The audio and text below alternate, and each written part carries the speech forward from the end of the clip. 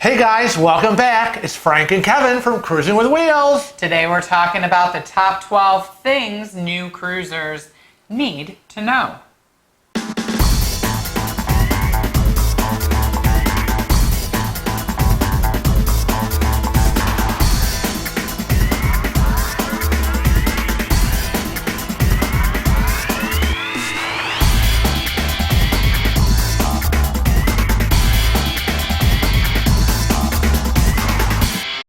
And the first thing you need to know is all about those hidden costs. I know, those hidden costs can be crazy. There's the cruise gratuities, which usually will be a daily rate per person that's going to be in the cabin. And there's the port fees and the taxes. There's a lot of stuff. So when you're on that computer looking at that, oh wow, I can get a cruise for $400 for the week. Woohoo! It's not. So, our bonus tip, ding, ding, ding, will be that you should do your due diligence, figure out exactly what's included in the price of that cruise, and then add on the extras before you decide it's a good deal or not. I know. So we just don't want you to be culture shocked when you call your travel agent and you say, I found this great cruise, can you book it for me? And they come back to you and it's like, you know, has increased like twofold. And you're going, wait a minute, that's not what I saw online. Now the second on our list is booking as much from home as possible prior to sailing. That's right, absolutely. Because you don't want to miss out on things. So if you can book your dinner reservations, your shore excursions, theater shows, anything that you are able to book ahead of time, you should do it, and it'll make your cruise experience that much more pleasant. That's right. Now, number 3 on our list is how small an inside cabin really can be. Yeah. Again, don't be culture shocked. You've never been on a cruise ship, and you booked an inside cabin. And industry average, I think they say, is about 140 square feet. So if you're thinking about booking an inside cabin, I want you to do something. What? If you're new to sailing, I want you to go in your smallest room, close all the windows, drapes, everything, and see if you'll feel comfortable. You try to stay in that room for an hour or two. I know. I mean, 140 square feet, that's like a 10 by 14 foot room. Can you live in that? But remember, that is also going to be the least expensive cabin for you, so... You might want to go for that balcony. Ocean view, mini suite maybe? Who's to say? It's up to you. What's number 4 on our list? Number 4 on our list is, what are all the cutoff dates? Oh yeah, like final payment? Yeah, that's important. Now, industry standard is usually 90 up to 120 days prior to you sailing. They're going to want their final payment. Right. Again, don't put it off. Most people that cruise usually plot out kind of a monthly savings in their budget. You don't want to get that phone call from your travel agent going, you know, Mrs. Jones, your $2,300 is due next Tuesday. And you're like, what? Oh yeah, we're going on that cruise. And don't forget there's deadlines for computer check-in, printing any documentation that you might need to print, printing out your luggage tags, and then you want to ask yourself, do I need travel insurance? Because after you've made final payment, usually you only have 10 days to buy that travel insurance. So, all things to think about. That's right. Now, next on our list is, what are the luggage procedures? I know, because people don't understand when we talk about luggage procedures. What? I have luggage, I bring clothes. But you know what? The 2 craziest days you have, and we always say, is embarkation and disembarkation. That's right, and that involves your luggage. Because when you arrive at the cruise port terminal and you get out of that car service, taxi cab, bus, or whatever, let me tell you, It is crazy. There are thousands of people getting off the old cruise and thousands of people getting on the new one. And when you get out, you're handing your big pieces of luggage or all your luggage, whatever, to the porters. And they're grabbing it and throwing it on trolleys so they can get it on that cruise ship.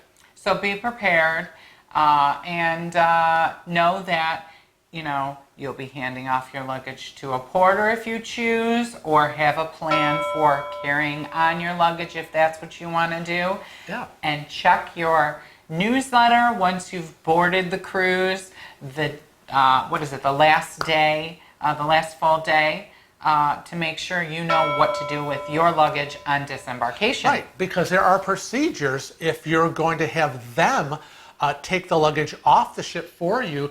Normally, your luggage has to be outside in the hallway by 11 p.m. so that during the night they collect it all and get it off the ship in the morning. Each cruise line's been different, yeah, so we can't really say times, but again, generally, traditionally, that's kind of how it works. So no one's going to be knocking on your door going, "Is your luggage ready?" Because that's not going to happen. The next on our list is checking in at the port terminal. Yep. And you're going to need a few things. Yeah, important things. Very important. You're going to need your tickets and documentation, which would be maybe your receipt. Every cruise line's a little bit different. Your e-docs. Right. Cruise ticket. You'll need your passports and other identification. Right, like birth certificate, driver's license, whatever your cruise, wherever you're going, your itinerary requires. Then you're going to get your picture taken. Like this. And they will connect that picture to your ship's card along with your credit card. That's right. If you're using a credit card. Now, some people, they cash their account. Good for you.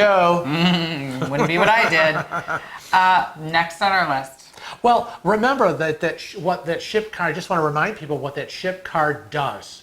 Because that's important that people might not know. Why do I have this little pretty colored ship card? Is this a bonus tip? This is a possible bonus tip because the ship card really controls everything. That ship card you use to get on the ship and off the ship. They scan that card. And when they scan the card, your picture pops up so they know that card is for you. What else? It works for your drinks, for purchasing drinks, and dinner if you're doing a specialty dinner. But they also swipe that card when you go to a complimentary venue. Why do they do that? Because they need to let your cabin steward know that you have checked in for dinner so that your cabin steward gets to your cabin, does the turn down for the night, brings you the newsletter for the next day, and there's an assortment of things. It also helps the cruise line know where you are. Right. In terms of what history. if there's an emergency? Right. And it creates history as to who's eating where and when. And also that card, that's what you use when you buy anything on the ship, in the ship stores. You want to buy a shirt, a sweatshirt, a hat, sunglasses, some toothpaste you ran out. That's your card you use. Now, the next on our list is kind of a little bit of a warning, right? It's a little bit of a wake-up call for people that have never cruised before. And that is to be prepared that you will be among thousands of passengers. Thousands! It sounds like it's common sense, but we've heard some people be really shocked that there's so many people on board. Again, the two craziest days are the first day getting on the ship embarkation and the last day getting off disembarkation. It's crazy and wild. The elevators will be crowded. Yes. There'll be lines at the buffet areas. And there'll be guests all over the place. Yeah, people will be kind of running amok, excited to be on the ship. But it's a big ship.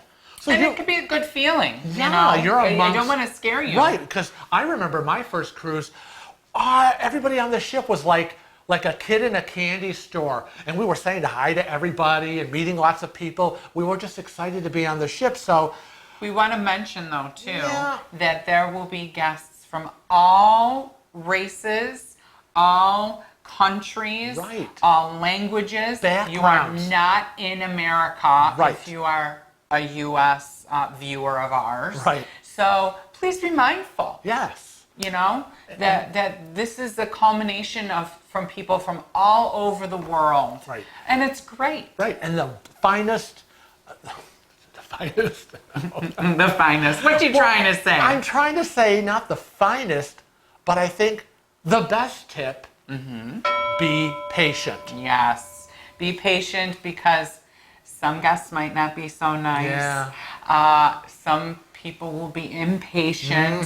So the best tool in your arsenal on a busy, hectic embarkation or disembarkation day is to have your patience in your tool belt. Right. And roll with the punches. The next on our list is know your port itinerary. That's right. I mean, you should already know where you're going, when you're getting there, how long you're going to be in port, and when you have to get back on the ship, and whether the ship is going to Tender or dock. That's right. At that port. Right. Because those of you who have not been on a tender boat, It can be a very fun and interesting experience. Yes, it can.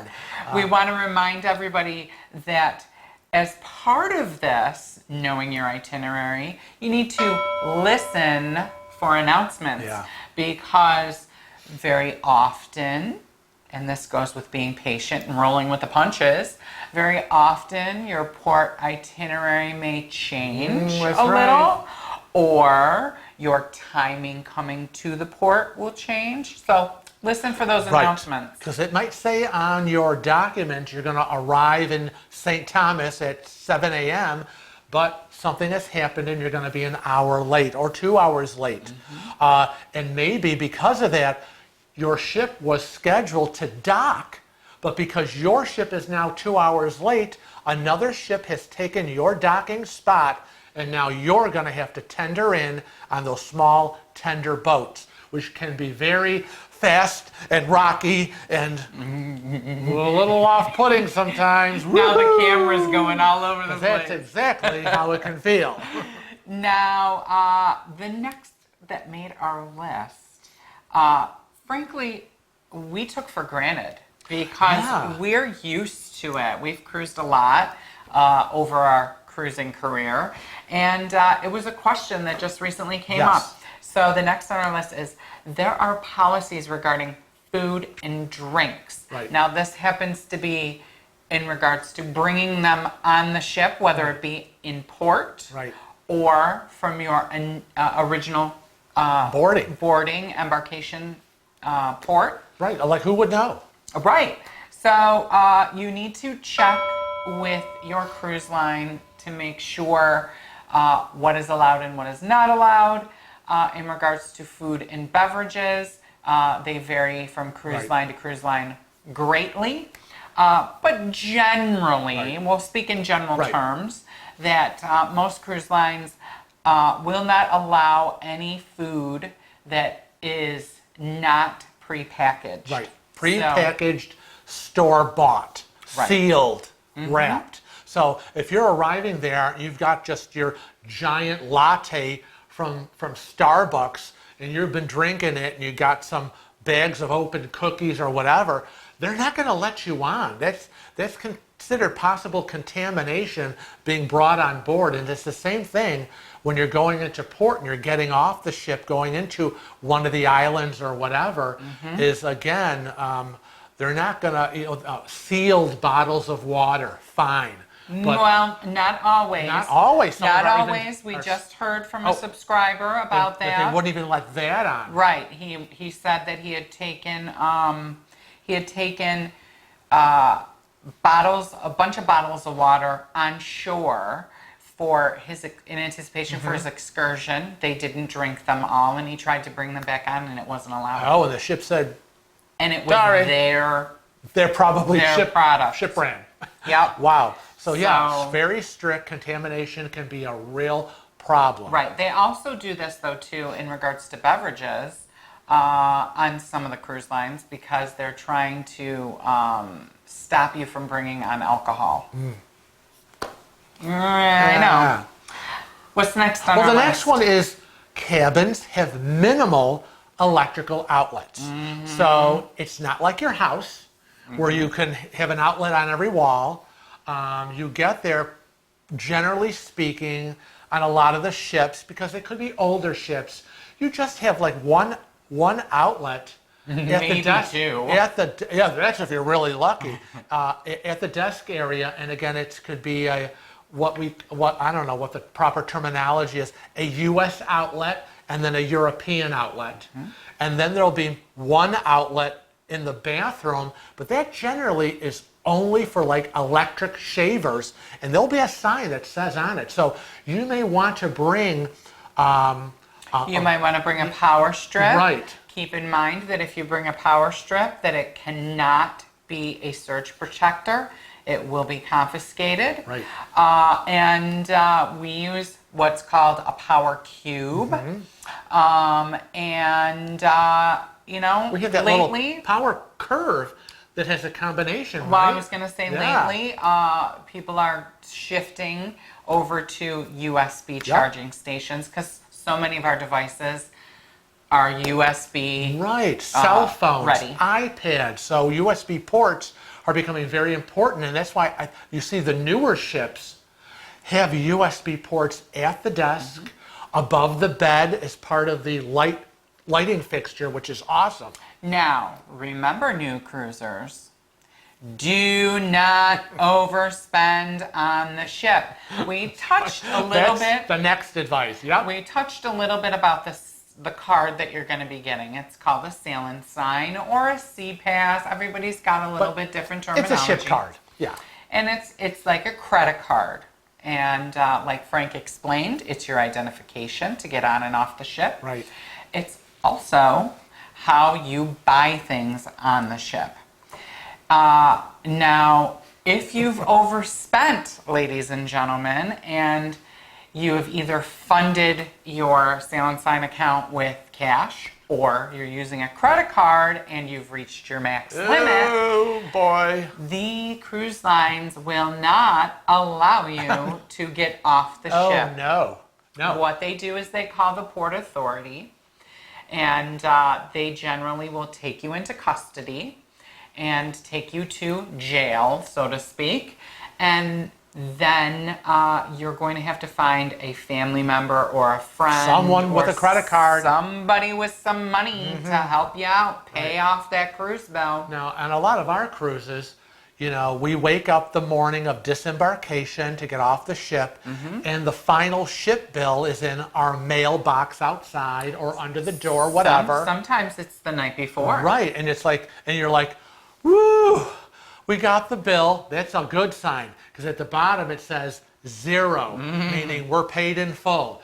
If you don't get a bill, you're apt to probably hear your name over the loudspeaker to report to guest services, and there's a problem.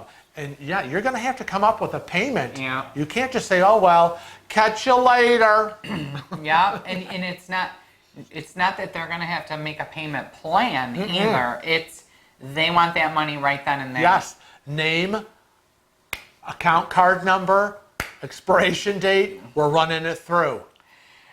Lastly, we want to remind all new cruisers Yes. that you are in control of your cruise vacation. That's right. You have to make it what you want to make it. If you want to lay around the pool and just veg out and sun yourself and eat all day, that's your vacation. If you want to be running around the ship doing everything that vessel has to offer you, That's right. then go ahead and do it. You want to be on multiple excursions at every port and experience life on that island or wherever you are, then do it. The only thing that we say is a must-do for any cruiser is reading your daily newsletter. And this is Right. how you will plan out your day or plan to lounge around. Right. Maybe your day is all about where I'm going to eat. Right. If that's your thing, then that's your thing. So for all new cruisers, and for seasoned cruisers, we want to let you know that Frank has a Facebook group called Cruise Chat. That's right. Everyone is welcome from every cruise line to come in and join Cruise Chat. Post your pictures, share your experiences, especially for the new cruisers.